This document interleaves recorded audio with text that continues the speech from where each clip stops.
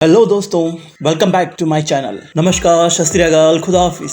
दोस्तों, जब मैं टाइटैनिक के ऊपर वीडियो बनाने के बारे में सोचा तब यूट्यूब पे तो देखा कि बहुत से यूट्यूब पे यूट्यूबरों ने इसके बारे में, टाइटैनिक के बारे में जो है बहुत वीडियो लोड किया हुआ था। तो मैंने भी ऐसे तैसे करके इसके ऊपर एक वीडियो बनाने के बारे में सोचा और मुझे लगा अगर कोई इसे लाइक नहीं करेगा तो डिसलाइक भी करे तो भी कोई वादा नहीं। तो टाइटैनिक के ऊपर मैंने ये टाइटैनिक जहाज जो इतना बड़ा और विशाल जहाज कैसे डूबा, क्या कारण था, वो कौन सी गलती थी जिसके कारण जो है टाइटैनिक जहाज पूरी तरह डूब के मिट गया। तो आओ चलते हैं वीडियो के बारे में, देखते हैं। वीडियो को बिना स्किप किए देखिएगा, मजा आएगा। तो आओ चलते हैं दोस्तों वीडियो पे। ये टाइटैनिक जहाज बनाने में लगभग 26 महीना लग गए और डूबने में सिर्फ 2 घंटे 40 मिनट में ये जहाज पूरी तरह डूब के तबाह हो गया। 10 अप्रैल 1912 को ये जो जहाज, ये दुनिया का विशाल जहाज जो है अपनी मंजिल की ओर अपना जो है पहले दौर की शुरुआत करता है। ये जहाज शांति का दिन और अटलांटिक महासागर एकदम शांत, पूरी तरह शांत था। लाखों की तादाद में लोग इस जहाज के शुरुआती सफर का इंतजार कर रहे थे। 2240 पैसेंजर को लेके ये जहाज निकल पड़ता है। इस जहाज में आने वाले कुछ फॉल्ट्स और एरर के बारे में कैप्टन और उनकी टीम को इसके बारे में कुछ ज्यादा नहीं पता था। आने वाले इतिहास में कि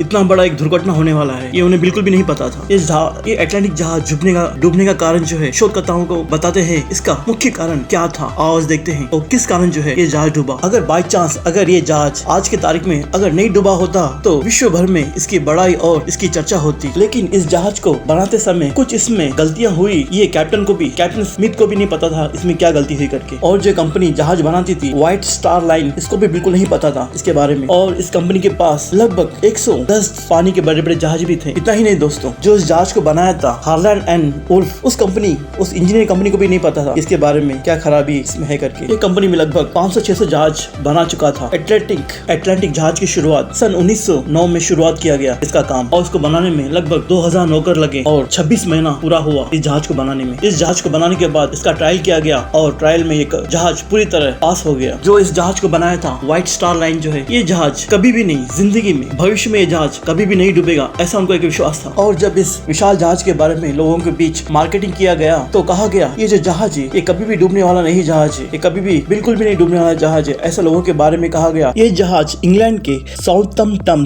टू न्यूयॉर्क 10 अप्रैल 1912 को, और ये जहाज 10 अप्रैल 1912 को अपने दौर की शुरुआत करेगा। इस कपल में इस जहाज में जाने के लिए इकोनॉमिक क्लास USD $30 और फर्स्ट क्लास USD $150 यानी $150, यानी कि आज के तारीख में इस टिकट का अगर मोल देखा जाए तो लगभग 3.5 लाख का के करीब आता है। और ये एक बात, ये टाइटैनिक जहाज कभी न डूबने वाला जहाज है। बस ये सुनते ही जितना भी इन्होंने टिकट छापा था वो पूरा का पूरा टिकट सेल्स हो गया, और जिस तरह कहा गया था उसी तरह 10 अप्रैल 1912 को ये जहाज अपनी मंजिल की ओर निकल पड़ा। इसके बाद जो है इसमें जो मिस्टेक था थोड़ा थोड़ा करके सामने आने लगा। इसके बाद जो हुआ, टाइटैनिक का जो मालिक था ये जो है कैप्टन स्मिथ को फोन लगा के कहते हैं कि आप कुछ भी कीजिएगा लेकिन मुझे जो है न्यूयॉर्क कम से कम समय में यानी पूरे 7 दिन में वहाँ पे पहुँचना जरूरी है। ऐसा जो है कैप्टन स्मिथ को जो है फोन आता है, यानी जो है 17 तारीख को पूरी तरह न्यूयॉर्क आके जहाज पहुँचना मांगता है, नहीं तो ये जो है हमारी कंपनी के लिए एक बदनामी का जो है दर्जा मिल सकता है या फिर बदनामी हो सकती है। इसलिए जो है ये टाइटैनिक का जो जहाज है शुरुआती से जो उसका तेजी एकदम ज्यादा था। ये जो नया जहाज था टाइटैनिक जहाज, इसके लिए इतना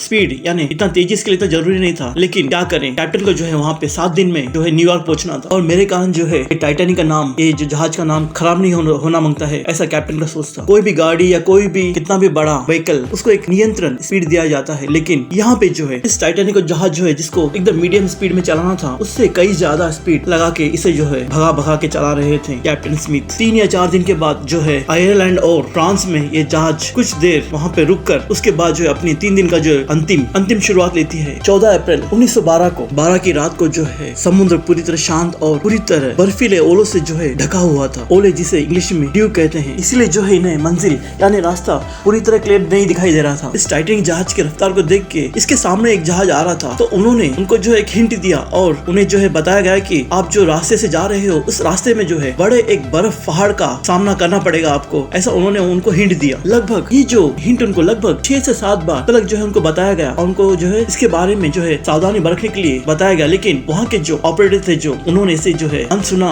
और नकार दिया। अगर ऑपरेटर लोग जो है एक बार अगर कैप्टन स्मिथ को इसके बारे में बताए होते तो इस जहाज को थोड़ा बहुत बचा लिया जाता। हद से ज्यादा तेजी और इनको जो मिला था हिंट, ये सब इन्होंने नकारने के कारण जो है और ये जहाज जो है अपनी तबाही की ओर बहुत तेजी से और रफ्तार से बढ़ता जा रहा था। और जब ऑपरेटर लोग ने देखा कि एक बर्फीला पहाड़ इनके करीब आ गया है, और एक बात यह है कि अगर बर्फीला पहाड़ तो उनको दिख रहा था लेकिन पूरी तरह क्लियर नहीं दिखाई दे रहा था, और एक बात यह है कि इनके पास दूरबीन भी नहीं था। अगर दूरबीन होता तो थोड़ी जल्दी इनको समझ में आ जाता। ये इनकी तीसरी गलती थी। ऑपरेटर ये समझबूझ के कैप्टन को बताने तलक जो है जहाज बर्फीला पहाड़ के एकदम करीब पहुंच गया। और ये बर्फीला पहाड़ इतना बड़ा था कि एक फुटबॉल स्टेडियम से लगभग 2 गुना बड़ा था और फिर बचाव का कोई रास्ता नहीं था। साधारण तौर पे ऐसे बड़े बड़े और छोटे छोटे बर्फीले पहाड़ जहाज के बीचों बीच आते हैं, लेकिन कैप्टन स्मिथ का ये कहना था कि अगर जहाज को रुका के इसे अगर घुमाते हैं तो किसी तरह बच सकते हैं। लेकिन उसके बाद जो है जहाज बर्फीले पहाड़ से टकराया और कैप्टन सोचा जहाज को तो कुछ नहीं होएगा, लेकिन क्योंकि जहाज का जो बॉडी इतना मजबूत है, इसका जो बनावट इतना मजबूत है कि ये जो बर्फीले पहाड़ को चकनाचूर कर देगा। लेकिन कैप्टन स्मिथ ने सोचा इसमें जो 16 इंटरनल बल्क हेड से अगर इसमें से अगर 4 भी नुकसान होगा तो जहाज को कुछ नुकसान नहीं होगा, जहाज नहीं डूबेगा। लेकिन ऐसा हुआ, 5 या 6 बल्क हेड्स नुकसान हो गए। और इस दुर्घटना में कास्ट आयरन यानी जो रिविट होता है वो जो है स्टील का था। अगर लोहे का होता तो उसकी मजबूती के कारण जो है थोड़ा बहुत बच सकता था। लेकिन ऐसा हुआ कि स्टील होने के कारण जो है ये बर्फीला पहाड़ जो उसका जो मजबूती जो कोना था ये जहाज को अंदर ही नीचे की ओर जो है चीर गया। और उसके बाद जो है पानी धीरे धीरे अंदर आने लगा। और ये जो बर्फीला पहाड़ जो फुटबॉल स्टेडियम के जैसा है, उसके बाद जो पैसेंजर थे उनको बताया गया और मैनेजिंग डायरेक्टर जोसेफ ब्रूस को भी इसके बारे में जो पता चला। लेकिन जोसेफ ब्रूस को जो है ऐसा था कि अगर इस जहाज में अगर 3 या 4 मंजिले तक भी अगर पानी भरेगा तो जहाज नहीं डूबेगा। और अगर बलगेट्स को बंद कर दिया जाएगा तो जहाज का पानी जो है वहीं का वहीं रुक जाएगा। इसके बाद जो ऐसा हुआ, जहाज को बचाने के बदले इसके अंदर जो पैसेंजर है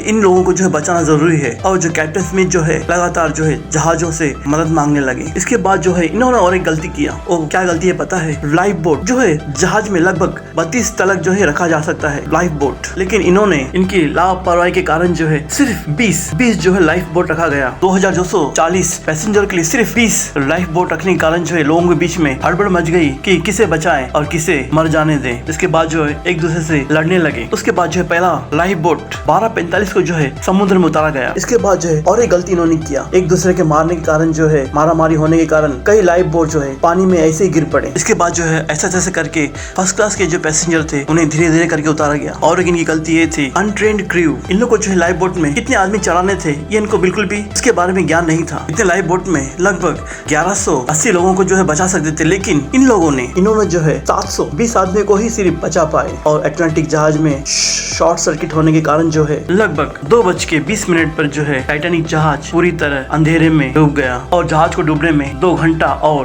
पूरे 40 मिनट लग गए। और लगभग 1530 पैसेंजर जो है पानी के ठंडा होने के कारण जो है डूब के मर गए। और इस समुद्र का पानी जो था -2, इसमें अगर कितना भी बड़ा तैराक हो तो लगभग 15 या 30 मिनट तक जो है जीवित रह सकता है। और शोधकर्ताओं का कहना है कि इसमें लगभग 1500 से ज्यादा लोगों की मौत हुई है, क्योंकि जब ये जहाज शुरुआत इसके जो अपनी मंजिल की ओर जब निकल पड़ा था तब कुछ लोग जो है बहुत से लोग जो है इसमें बिना टिकट के जो है पैसेंजर चढ़ गए थे। और इस दुर्घटना में जो लोग बचे थे वो छोटे छोटे बच्चे और ज्यादा तौर पे स्त्री लोग थे। इस जहाज के कैप्टन स्मिथ जो है इस जहाज के साथ डूब के मर गए, ऐसा शोधकर्ताओं का कहना था। तो दोस्तों वीडियो कैसा लगा? अगर अच्छा लगा हो तो वीडियो को जो है लाइक कीजिएगा, शेयर कीजिएगा और बिना भूले सब्सक्राइब कीजिएगा। अगर वीडियो पसंद नहीं आया तो डिसलाइक भी कीजिएगा। शबा खैर, खुदा हाफिज। फिर मिलेंगे अगली वीडियो में।